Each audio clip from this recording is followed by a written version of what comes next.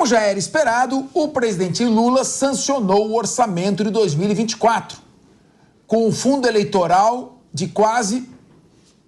Peraí. Empresta o seu óculos aqui, que eu acho que... Deixa eu ver.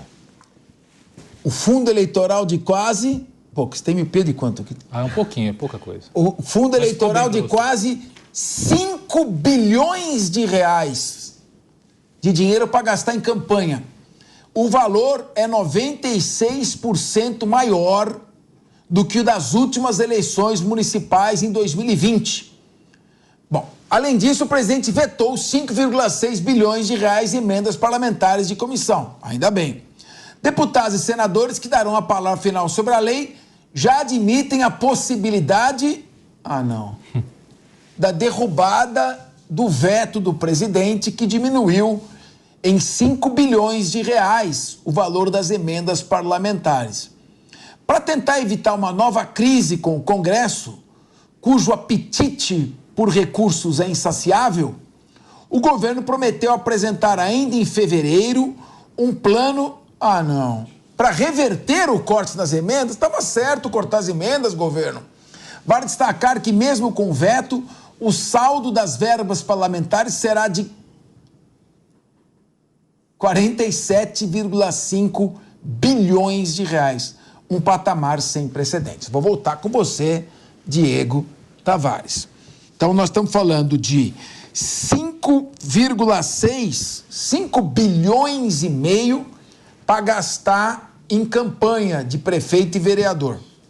5 bilhões e meio. Quando eu entendo... Esse foi o corte, professor. Esse foi o corte nas emendas. Não. O fundo eleitoral, o orçamento tem um fundo eleitoral de quase... 5 bilhões. Então não é 5 bilhões e meio. Obrigado. São 5 bilhões, correto. Então, 5 bilhões de reais e não 5 bilhões e meio. Puxa, ainda bem. 5 bilhões de reais para gastar em campanha. Pessoalmente, eu acho que financiamento público de campanha é um grande erro. Absurdo. Tem que dar dinheiro público para fazer campanha.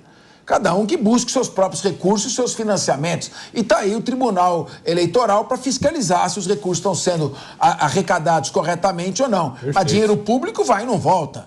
Então, 5 bilhões de reais, que é 96% maior do que o valor das últimas eleições municipais. É o dobro. 5 bilhões de reais.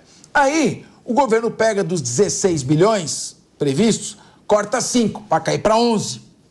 Mas o Congresso, o Centrão, ameaça derrubar, então o governo vai lá e fala, então tá bom, não vou cortar mais. E aí nós estamos já com um saldo de 50 bilhões. Saldo de verbas parlamentares de 50 bilhões. Então, meu querido Diego Tavares, ou então a conta não vai fechar. Porque o que está acontecendo? Está tendo a guerra do Oriente Médio. Eu estarei em Israel a semana que vem. Vou conversar com vocês de lá, da faixa de Gaza. Vou conversar com vocês aqui em São Paulo, para todo o Brasil. Então, veja bem, ali, os Houthis, que é um grupo que fica no Iêmen, originou-se no Iêmen do Norte, Hussein Houthi criou em 92 esse grupo, hoje ele é fortemente armado com mísseis do Irã. Ele está inviabilizando o tráfico da marinha mercante no Mar Vermelho. Isso está encarecendo a importação de produtos que chegam aqui. Nós estamos com os Estados Unidos com déficit de mais de 30 trilhões de dólares. Então a situação do mundo externo não é a mesma de 2010, ou do primeiro mandato do presidente Lula. E nós estamos gastando muito dinheiro. É muito dinheiro. Mas vira obra. Sim, emenda parlamentar vira obra, mas no reduto eleitoral do deputado, não segue as necessidades da linha de administração do governo. Então eu pergunto, Diego, se vai isentar de imposto de renda uma faixa salarial, que eu acho justo, mas vai continuar com esses gastos nesse patamar. Eu pergunto para você, Diego Tavares, alguém vai pagar essa conta. Seriam as empresas? E esse projeto Nova Indústria endividada? Pois é. Diego Tavares. Professor Capês, primeiro eu preciso deixar também muito fixada a minha posição a respeito do financiamento público de campanha. Também acho isso uma excrescência do nosso ordenamento jurídico que teria, no mundo ideal, que ser excluída. Afinal de contas, como o professor disse aqui, isso é dinheiro público financiando santinho, financiando bandeira, enfim. Eu sou uma pessoa de direita, com o meu dinheiro eu não sei se eu estou financiando uma campanha de um político que carrega os valores com os quais eu compactou, se eu estou financiando, de repente, a campanha de um político de esquerda do qual eu discordo totalmente da visão de mundo. Então, acho que isso por si só é o argumento mais suficiente para que nós pudéssemos revisitar a questão do financiamento público de campanha. Até porque isso foi criado para evitar problemas como a corrupção nas campanhas, o Caixa 2, e acabou tendo um efeito reverso. Desde que o fundão eleitoral foi implementado, o volume de dinheiro em campanha em Caixa 2 aumentou e aumentou muito. Então, é algo que claramente fracassou. Tem a distorção do repasse do valor. Em 2022, nós tivemos, acho que, salvo engano, 90% do valor do fundo para 3,5% das candidaturas. Então, é algo que está ali para gasto do cacique partidário, conforme ele quer, sem qualquer tipo de fiscalização, enfim. É algo que tinha que acabar e acabar com urgência. Sobre esses vetos do Lula, tem um ponto aí que me chama muita atenção. E me parece que o Lula está adotando uma estratégia aí muito semelhante à que o Bolsonaro fez em 2021, quando sancionou com vetos também um aumento do fundo eleitoral. Dá aquela impressão de que está cortando gastos, mas enquanto ele está vetando para deixar essa impressão para a sociedade, a própria base do governo já está lá no Congresso articulando derrubada do veto ou articulando outras formas de recompor esse orçamento. Lá na ponta do prego, no fim das contas, a sociedade acaba arcando com todo esse custo da mesma forma. Então, me parece que esse veto do Lula a respeito das emendas parlamentares, desse valor abusivo de emendas parlamentares, que, como foi dito aqui, até é revertido em obras, mas não são as obras que o nosso país precisa. Está tendo corte de orçamento das obras do PAC, essas sim, obras que supostamente garantiriam para o país uma infraestrutura melhor, para que deputado e senador faça campinho de futebol, faça OBS e entregue ambulância nos seus redutos eleitorais, só para que o prefeito leve lá no palanque e participe da inauguração, enfim, capitalize votos e com isso se perpetue no poder. Então, é absurdo esse volume que será pago no ano de 2024 de emendas parlamentares, é algo assim, é o que nós dizemos, né, popularmente, é um tapa na cara da sociedade,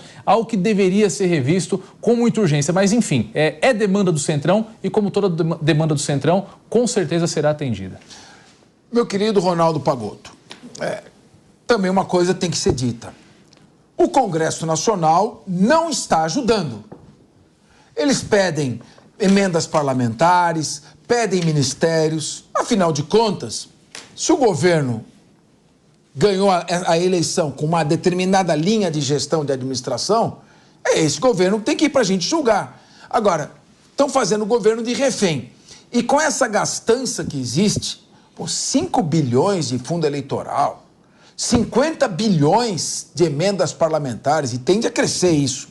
Claro, se o governo perder a mão, eu não vejo como as boas notícias se concretizarem. Me desculpe, meu querido Ronaldo Pagotto.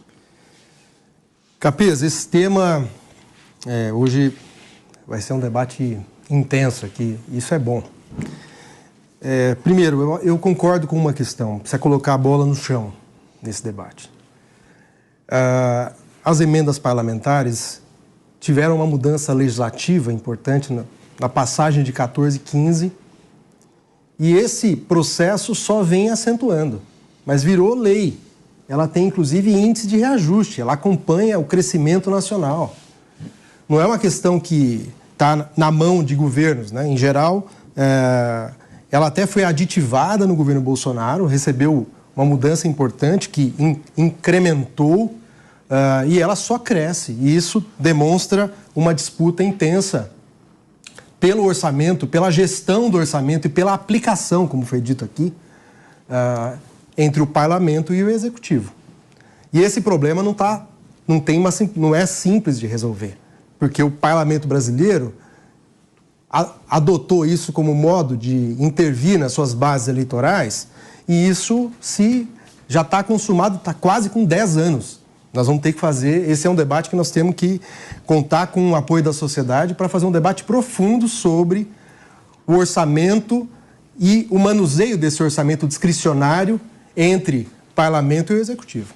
E eu acho que tem aqui um atravessamento, sim. Isso foi parte de medidas lá na época do Eduardo Cunha ainda, e que modificou de maneira substancial. Outra coisa é sobre o financiamento de campanha. Aqui nós temos uma visão bastante diametralmente oposta. Eu acredito que financiamento de campanha não é papel de empresa. Empresa não financia campanha eleitoral. Empresa investe em campanha eleitoral e depois cobra o faturamento, cobra a fatura, melhor dizendo. Nós tivemos uma experiência longa do envolvimento de empresas financiando candidaturas, financiando campanhas. E isso foi uma relação cruzando o interesse público e o privado de uma maneira muito explícita e, para dizer de maneira mais clara aqui, de uma maneira até vergonhosa.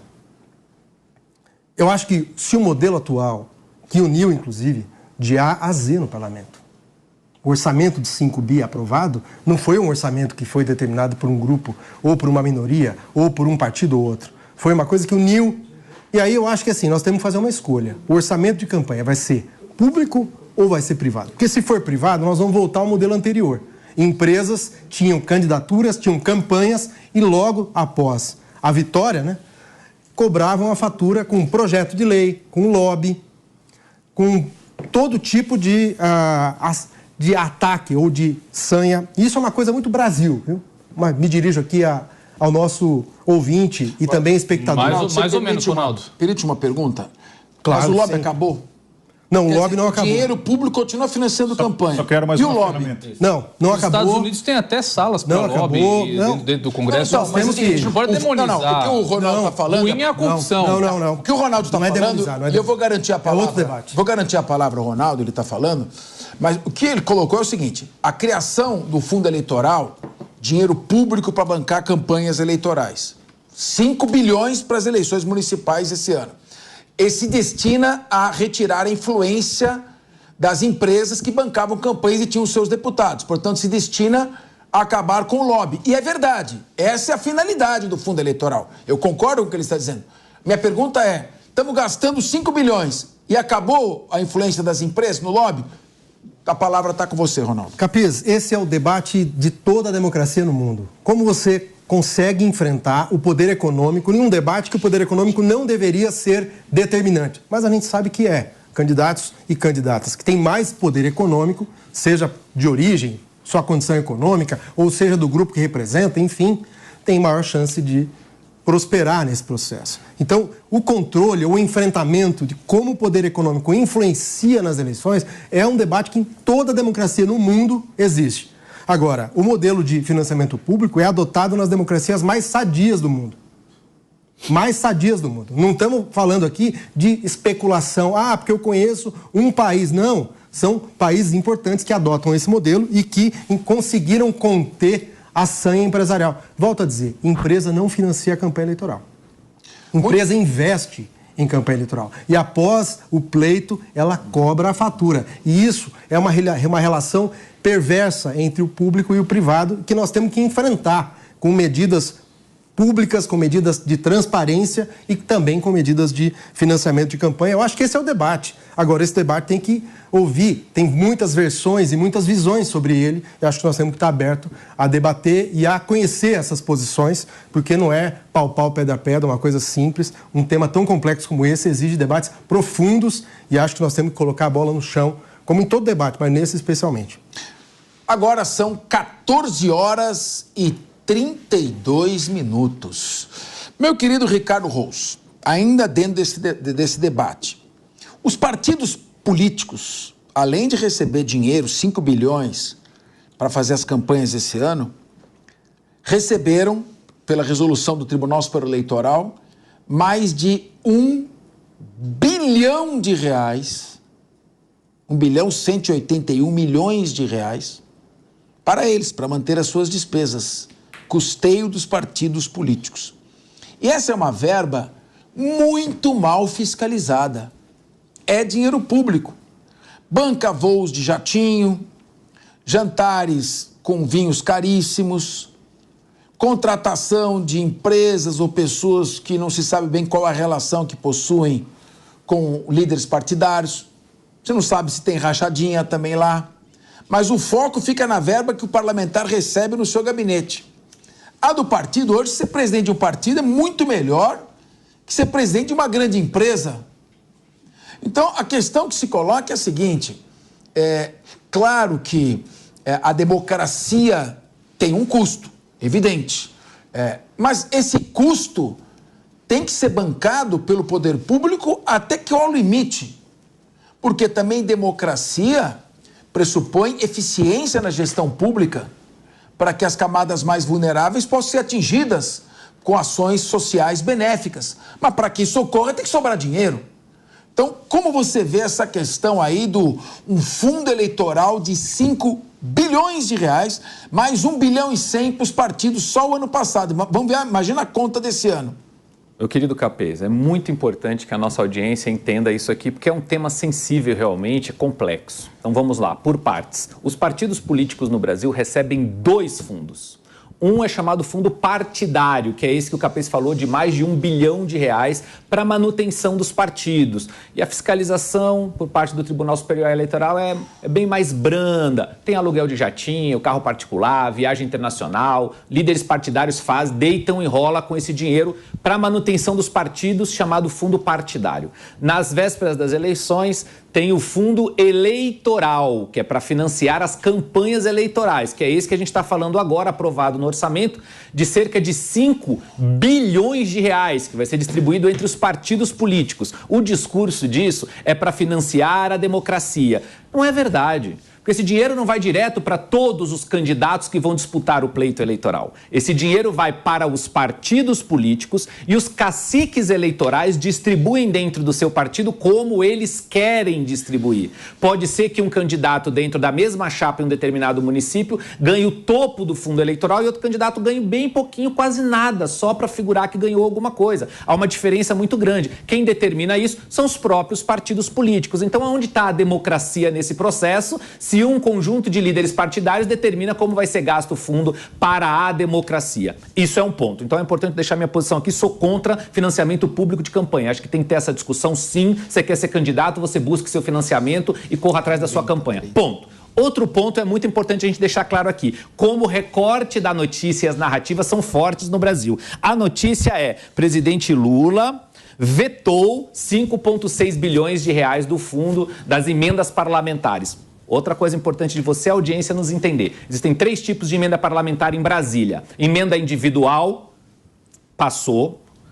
Só para vocês entenderem, desse total que o Lula vetou 5,6 bilhões, nós tínhamos 53 bilhões que estavam no orçamento. Eu vou repetir, 53 bilhões de emendas parlamentares estavam no orçamento. O Lula vetou 5 bilhões, 5,6. Nós temos hoje, ainda com o veto do presidente, 47,5 bilhões de emendas. São as emendas individuais, cada parlamentar, seja deputado federal, seja senador, tem as suas emendas. Você está dizendo o seguinte, então, que em vez da imprensa noticiar presidente Lula aprova 50 bilhões de emendas, ela falou, presidente Lula vetou 6 bilhões.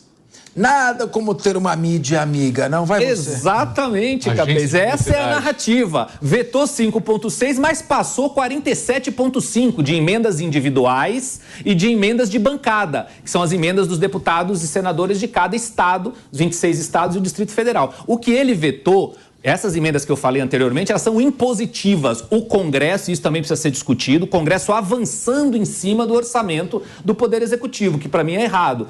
Agora, o que o presidente vetou foram nas emendas de comissão, as comissões temáticas fixas da Câmara dos Deputados e do Senado Federal, Comissão de Educação, Comissão de Segurança Pública. Essas comissões também podem fazer emendas. Nessas emendas, que não são impositivas, o que isso quer dizer? O presidente não é obrigado a pagar essas emendas, nessas ele vetou 5,6 bilhões. Era 16, ele vetou 5,6 para cair ali para cerca de 11 bilhões de reais. Então, no total, no orçamento desse ano, está ok, 47,5 bilhões de reais em emendas parlamentares, meu povo. E é daí que a gente tem que tirar o dinheiro para a isenção do imposto de renda lá de até 5 mil reais, que foi promessa de campanha do presidente, ou para qualquer outra coisa que nós precisamos. Muita coisa precisa melhorar nesse país. Muito bem. Querido Emerson Tawil, essa questão primeiro do dinheiro público gastando aí, sendo usado para campanhas, teve, claro, o Ronaldo Pagotto colocou bem, a finalidade era evitar o lobby, mas a gente sabe que não evitou. nessa reforma tributária, o que entrou de isenção de impostos do IVA aqui, na última hora, foi uma festa de lobby. Então, 5 bilhões para pagar a campanha municipal. Mais de 1 bilhão para bancar mordomias em partidos políticos. Tá certo? 50 bi de emenda parlamentar por enquanto.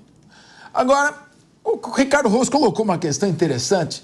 Tudo isso foi colocado como uma maneira positiva. Lula veta 6 bilhões de emenda. Eu lembro que eu estava assistindo um programa aqui do Pânico, do nosso querido Emílio Surita, eles estavam fazendo uma relação das notícias que eram veiculadas no governo Bolsonaro. Economia com Bolsonaro vai bem, mas corte de despesas, mas não sei o quê, tudo é mas. Então, você diria que o atual governo dialoga melhor com a mídia do que o governo anterior? E com isso, às vezes, nós estamos sendo anestesiados com o que está acontecendo? Será que vamos perceber isso quando os bolsos já estiverem furados?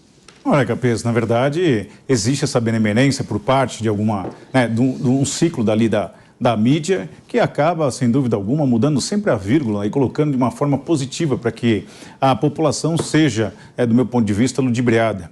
Ora, a própria Simone Tebet, ministra do governo Lula, diz que é preciso ver essa peça de onde serão necessárias a retirada remanejados desse valor para cobrir o veto. Então, também esses 5,6 provavelmente não fiquem de fora, né? É uma questão de negociação.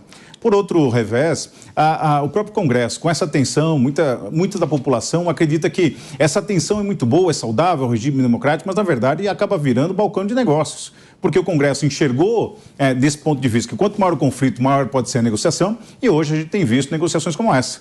O fundo partidário, muita gente não sabe também, quem serão os partidos mais beneficiados? O PL e o PT. O PT hoje tem cerca de 227 prefeituras no seu comando, né? Num total de 5.472. Será? E outra, é uma campanha importantíssima desse ano de prefeitos e vereadores que alavancam também as campanhas de deputado e governador no futuro também. Então é uma dependência, é um ciclo vicioso e isso não pode tapar os olhos da população pura e simplesmente com uma falsa sensação de uma notícia positiva. É como aquela certidão positiva com efeito negativo. Então, a mídia hoje tem colocado dessa maneira aos olhos da população, mas é importante você pesquisar, né? E, sobretudo, pulsar, né? Quem foi que você colocou? Eu vou divergir aqui do Ronaldo, que ele fala assim, eu sou contra a campanha de empresas patrocinando. Em verdade, o maior escândalo do país e do mundo surgiu com grandes personagens que hoje estão no governo. Inclusive, a Odebrecht, ano passado, pôde reaver o seu direito de participar de licitações, inclusive participou na Petrobras.